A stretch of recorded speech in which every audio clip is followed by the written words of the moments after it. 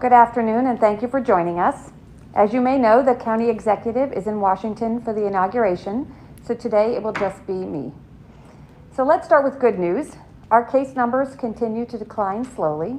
Our 7-day moving average of cases declined from 475 last week to 396 currently. Similarly, the positivity rate declined from 11.5% to 9.3%. Also, hospitalizations continue to decline. And so far in January, the deaths of 92 Allegheny County residents have been COVID related. And although that's a lot, that's far fewer than the number of people who died at this time in the month of December. I want to turn now to vaccine planning and distribution. As you heard, yesterday, the Pennsylvania Department of Health announced a major change to the Commonwealth's vaccination plan, adopting the recommendations made by Health and Human Services Operation Warp Speed on January 12th. These recommendations greatly expand the population eligible for Phase 1A vaccine. The new recommendations include all those aged 65 and older, and those 16 to 64 with certain underlying medical conditions that increase the risk of experiencing more serious COVID-19. The list of underlying conditions includes cancer, chronic kidney disease, COPD, Down syndrome, heart conditions, compromised immune systems, obesity, pregnancy, sickle cell disease, smoking, and type 2 diabetes. Taken together, this represents about a third of our state's population, or about 4 million individuals. And I would love to tell you that we can vaccinate all of you who now meet these expanded criteria today, but the reality is that the current vaccine supply makes this unachievable at this time. Here are some facts about vaccine supply. For the past 2 weeks, the Pennsylvania Department of Health distributed across the Commonwealth about 200,000 doses of vaccine per week. In Allegheny County, together, all of our vaccinators, that's the healthcare facilities, pharmacies, federally qualified health centers, and the health department, received fewer than 20,000 vaccine doses per week. So until the vaccine supply greatly expands, all those in Phase 1, please be patient.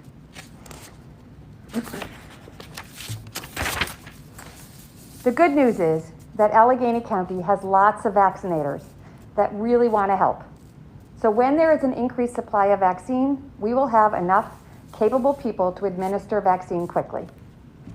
And judging by the number of calls, messages, and emails over the last 24 hours alone, there won't be a shortage of people who want those vaccines, which is great. Many of you have asked, how do I register for a vaccine? There is no central registration site for Allegheny County or Pennsylvania. Vaccine providers, whether hospitals, pharmacies, or community clinics, will use their own registration systems at this time. The health department is working on developing a system to schedule vaccines at its Monroeville site, and any others will set up in the future. That system will have the ability to make appointments over the phone so that those that don't have access to the internet can still sign up for a vaccine. Yesterday, the Pennsylvania Department of Health released a vaccine eligibility quiz on their website. The state website encourages you to take the quiz, and if you're eligible currently for 1A, use the Pennsylvania map to find a vaccination location near you. That guide is available at www.pa.gov/guides/get-vaccinated. However, it's important to remember that vaccine supply is very limited in and around the county, and demand is really high. So finding a provider with available appointments will likely be challenging at this time. Also note that the county health department is not involved with these tools or the information provided. We are coordinating and working with vaccine providers in the county, but we're not overseeing or directing the vaccine distribution for the entire county. That's the Pennsylvania Department of Health. The Allegheny County Health Department will use its limited amount of vaccine to fill in the gaps that other vaccine providers may miss. I want to ensure equity and fairness in the distribution of vaccine. And I committed to this early in our vaccine planning and have maintained it as a core value in our planning process. I intend to model vaccine distribution on the health department's COVID-19 testing program. We engaged with community partners, including federally qualified health centers, churches, and community organizations to bring testing to neighborhoods in need. We opened a testing site in McKeesport to address a lack of testing in that area. For vaccines, the health department plans to set up vaccination sites in communities around the county that are at high risk for COVID. We will partner with FQHCs, senior centers in low-income areas, community organizations, and others to identify and vaccinate vulnerable residents. We will host on-site vaccinations for seniors living in high-rises and housing complexes around the county, and we will establish frequent mobile and pop-up sites to respond to community need. It is a high priority for me that vulnerable and at-risk populations get attention first. Plans for this have been in the works for weeks, but their execution depends on a large and reliable supply of vaccine to the county.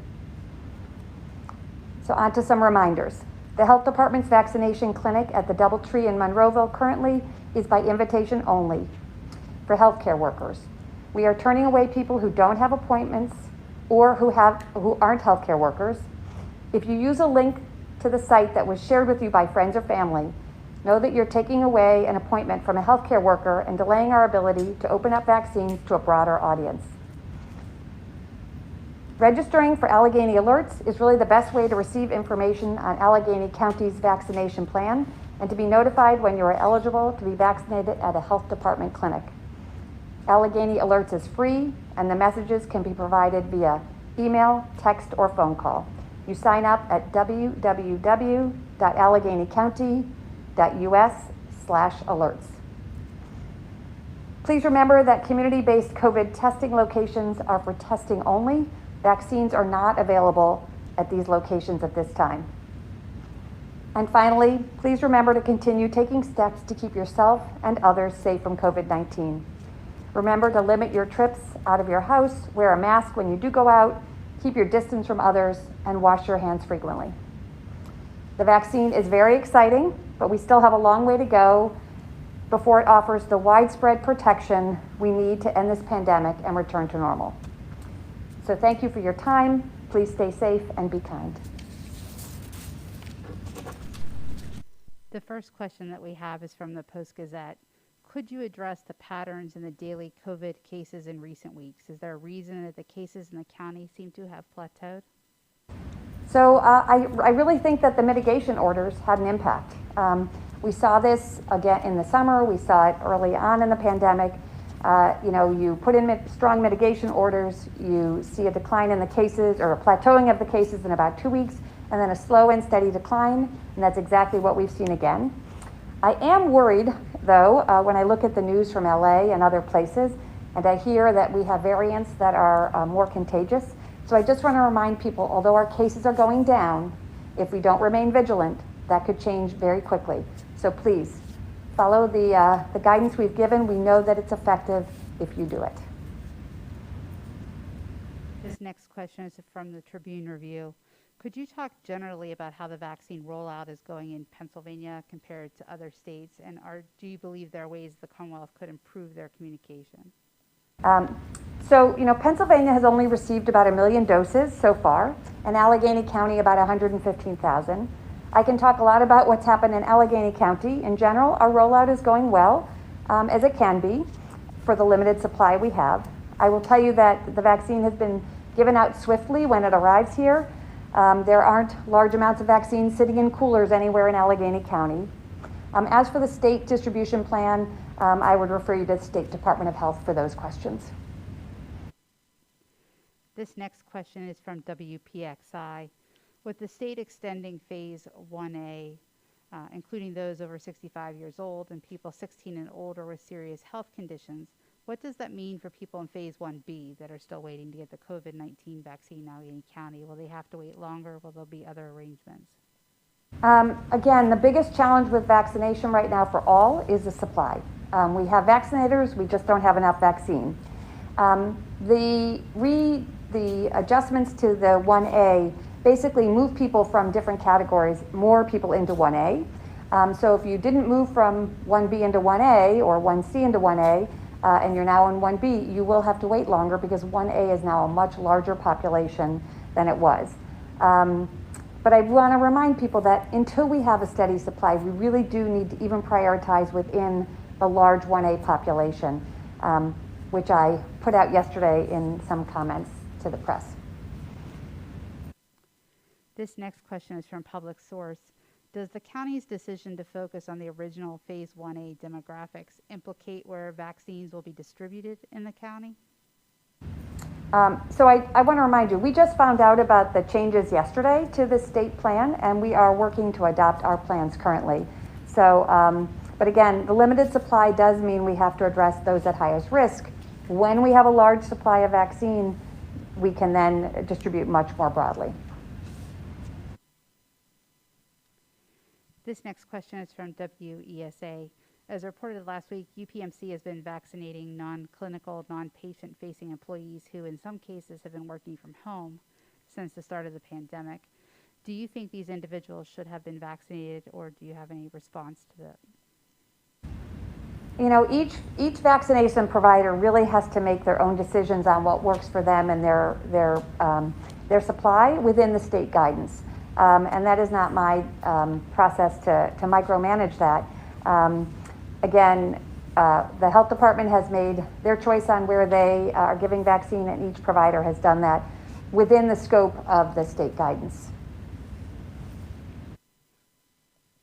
This next question is from the Pittsburgh Business Times. Can you speak to how long it may take to clear the number of people in healthcare and long-term care waiting vaccines, and when you believe we might be able to move to other priority groups? That's a great question, and it depends a lot on the supply of the vaccine. And so, you know, we're waiting to see what happens with supply, and we can make projections once we know more than a week in advance how much vaccine we expect to come in to the county. This next question is from the Post-Gazette.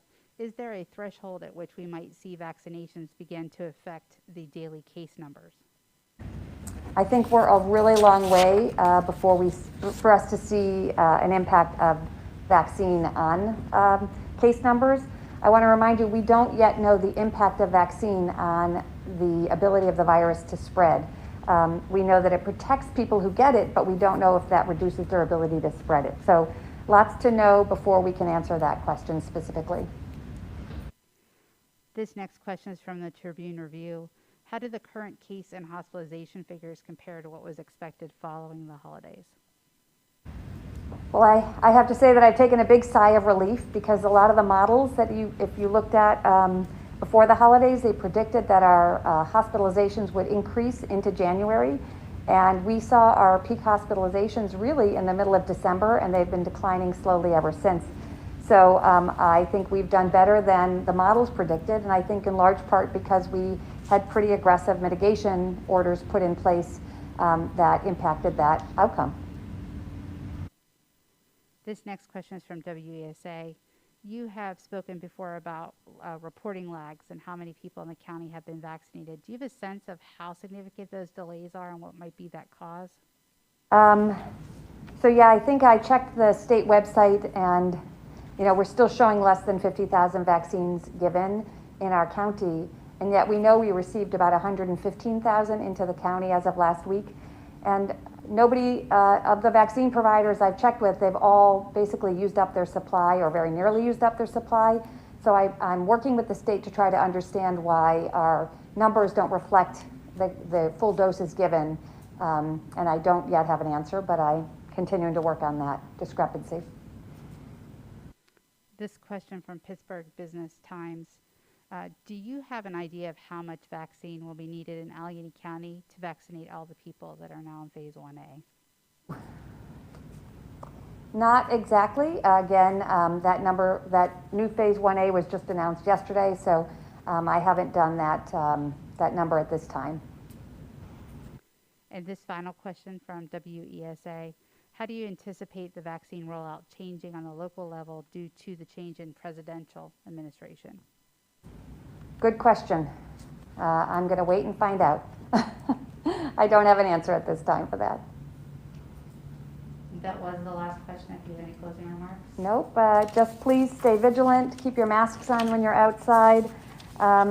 Let's keep our numbers down, and let's get all those vaccines we have in the county out into people's arms as quickly as we can. And please be patient. We're working hard on making that happen. Thank Thank you you. for joining us.